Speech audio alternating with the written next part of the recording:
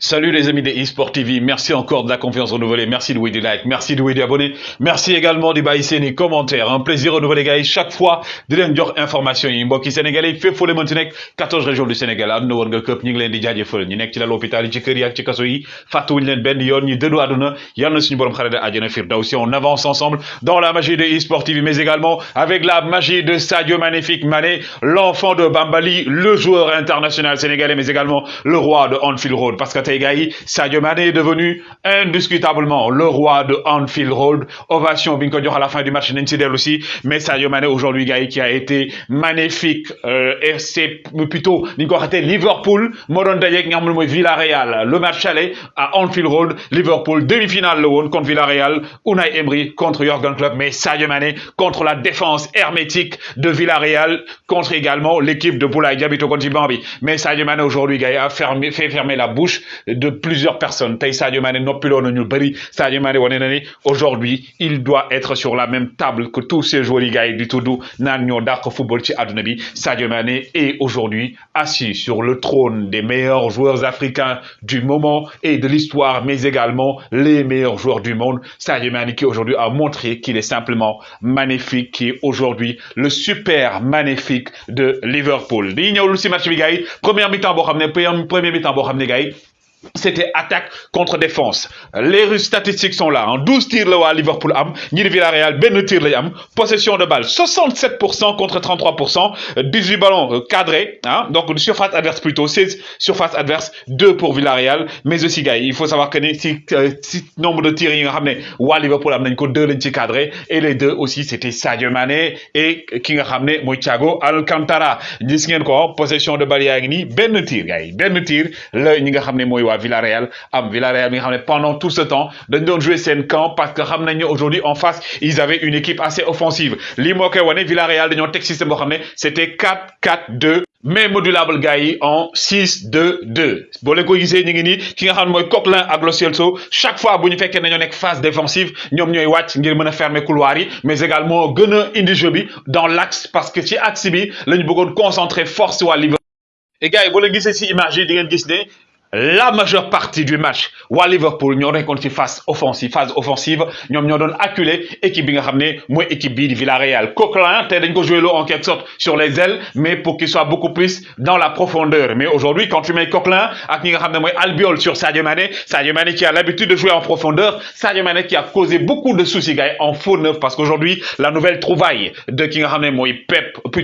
Jürgen Klopp mooy fexe ba Sadio Mané di jouer constamment dans la profondeur en tant que faux neuf, des dédoublements, mais aussi du jeu sur sa rapidité, sur sa vitesse d'exécution. Sadio Mané qui aurait pu gagner très tôt ça, double premier but, mais malheureusement, comme on le dit, Bobo Miko Don Togo Telignan, Chin Bonarener, Boubaké Khen, équipe beaucoup menée, Dankoy, Dor. Sadio Mané aujourd'hui, gars, il a fait vibrer son nom dans l'antre de Anfield Road parce que match médiaire, on a vu également Thiago Alcantara, gars. Thiago Alcantara, on n'en parle pas beaucoup. Nous bari Dandon Warnan, Thiago Alcantara, profilum adapté ou style de jeu anglophonie ak également Liverpool, mais Jürgen Klopp waxoon na ko jamono jii nee na Thiago Alcantara ñu doon wax naan mënu adapté wu suñu système ñooñu xamuñu football du ma leen sax tontu dañoo dof. Mais aujourd'hui regardez gars, chaque fois le jeu de Sadio Mané avec soit Trent Alexander-Arnold wala Mohamed Salah, Sadio Mané toujours gis nga di jouer entre la défense, entre les lignes, après bii bi sax di ngeen ko gis toujours en profondeur, il est disponible. Donc loolu da doon sonal Albiol bi nga xam ne c'est aujourd'hui l'un des cadres de Villarreal, mais aussi Makla, mais vitesse sur Sadio Mané il était imprévisible. Ci phase de jeu bi gis ngeen ko ci beneen phase de jeu bi est-ce que di ngeen ko gis chaque fois Sadio Mané day décalé wu pour demander l'appel en profondeur dina bàyyi ci diggante moom ak gardien bi 1m50 wala 2 mètres yoo xam ne rapidement bu bal bi duggee dina mën a dugal tànkam et après avec le but vous allez le voir. En tout cas aujourd'hui les gars, Liverpool a fait du Liverpool. Jürgen Klopp depuis 2022 bi commencé ba léegi beneen stade la waa Liverpool eggoon booy xalaat ne gars il y a quelques moments Liverpool était à 14 points du premier. Liverpool commencé woon 10 sorts, mais depuis le retour de Sadio Mané et de Mohamed Salah, Liverpool dafa amaat beneen xar kanam. Depuis aussi l'arrivée de Luis Diaz, on a vu que le trio donc Sadio Mané, Diaz ak ki nga xam ne mooy Mohamed Salah comme ni ma leen ko waxee rek gars yi mooy gis nga SML bi mooy loolu MLS bi di Mohamed Salah, Sadio Mané ak Luis Diaz, Sadio Mané. En tout cas trio boobu gars yi actuellement il fonctionne à merveille et aujourd'hui gis ngeen encore Sadio Mané. Mais aussi l'autre chose mooy que ne équipe bi nga xam ne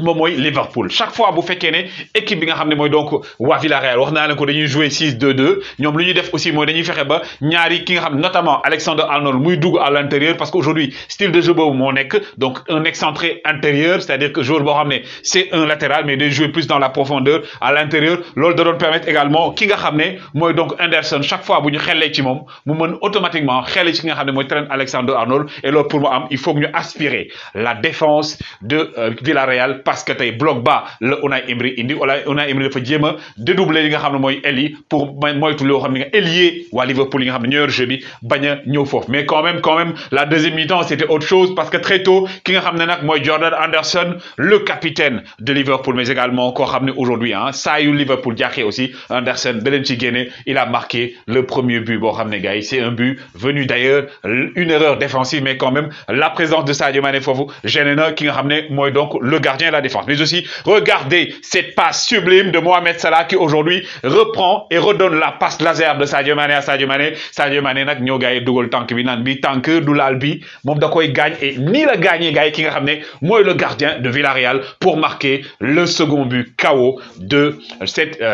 demi-finale de Ligue des Champions entre bien entendu ñi nga xam ne moom mooy donc Liverpool et Villarreal. Sadio Mané aujourd'hui gars yi en marquant ce but il devient co-meilleur buteur africain en phase d'élimination directe ci histoire de Ligue des Champions au même titre que ki nga xam ne mooy Didier Drogba mi nga xam ne en matière de Ligue des Champions aujourd'hui Didier Drogba ak Eto'o-Fils ce sont des exemples dans cette compétition. Sadio Mané donc qui marque ce but, Sadio Mané qui aujourd'hui encore comme j'ai dit a montré que aussi il fait partie des grands parce qu'il a dépassé Lionel Messi, il a dépassé Mohamed Salah, il a dépassé Cristiano Ronaldo. Sadio Mané aujourd'hui gars il est le deuxième meilleur buteur de l'histoire de la Ligue des Champions en phase d'élimination directe, phase de qualification directe derrière Karim Benzema bi nga xam ne gars yi 2 buts la ko rawee et gars yi comme je dis encore une fois peut-être que gars yi dinañ ne non loolu si la bokk mais enlevez les pénaltys de tous ces joueurs vous voyez ô combien Sadio Mané est devant eux lii mooy action bi nga xam ne gars yi doon wax naan but litigieux la mais il n'y a pas de litige le but est licite gars yi boo xoolee il était à la limite de hors-jeu Sadio Mané et aujourd'hui encore les gars comme je ne tarderai jamais de le dire je ne manquerai jamais de le dire aujourd'hui gars yi kii nii ku ko jàppalewul da ngay tooñ sa bopp Sadio Mané chaque fois qui répond comme on le dit gars yi nekk fii chaque fois naan non Sadio Mané warutoo jël parce que performance collective lii performance individuelle lii performance lii et tout en tout cas la règle de la Ligue des Champions mais notamment du Ballon d'Or précisément sax laay wax la règle du Ballon d'Or elle est claire il y a les performances individuelles il y a les performances collectives et sur le plan collectif Sadio Mané est devant tout le monde et sur le plan individuel aujourd'hui il s'adapte et à la base les gens oublient que Sadio Mané n'est pas un neuf aujourd'hui gis ngeen ko bañ ko placer neuf mi ngi commencer di dugal li nga xam ne gars yi moom la ñuy dugal à chaque match Sadio Mané essaie d'être présent et depuis gars yi 2022 que ce soit en équipe nationale que ce soit en club Sadio Mané est à 17 fois plutôt impliqué dans le but confondu entre l'équipe nationale et également Liverpool parce qu'il a marqué 14 buts et délivré gars yi 3 passes décisives. Sadio Mané aujourd'hui gars yi il est simplement magnifique c'est le numéro 10 gars yi expression boo leen bëgg am ne ko mais en tout cas dafa 10 gën comme nga wax 10 gën également ki nga xam ne mooy Sadio Mané aujourd'hui qui est monté sur les airs de Anfield Road moo tax gars yi il a été ovationné de chez ovationné Sadio Mané gars yi il répond sur le terrain Sadio Mané il montre à tout le monde que ne gars yi wax dinay bëri man li may def mooy wax tuuti job lu bëri.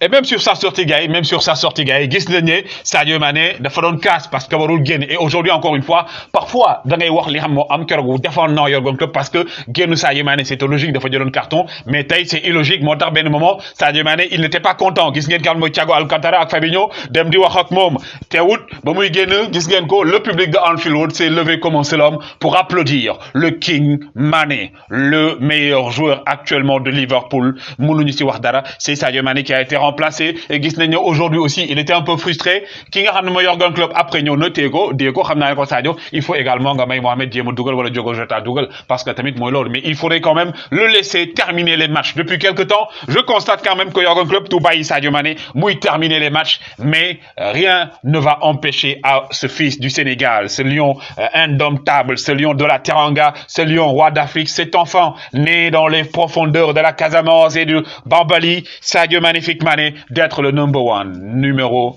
1 en Afrique et dans le monde, gars. Équipe beaucoup menée, donc oui, d'or. Toujours un plaisir de vous servir, gars. Wolen de like, wolen d'abonner. Y'aura les avis, un plaisir de vous servir. La famille, on avance ensemble. Dia Gain.